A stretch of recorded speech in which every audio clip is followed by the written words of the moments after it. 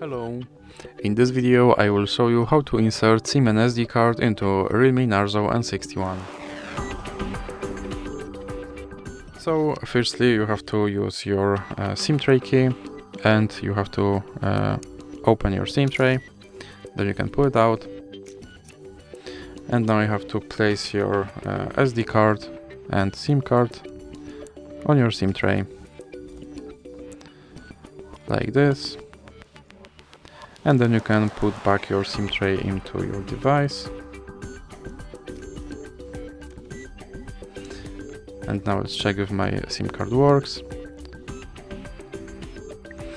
And as you can see by these network bars on the status bar, my SIM card now works. So that's it for this video. If you liked it, please remember to leave a like and subscribe.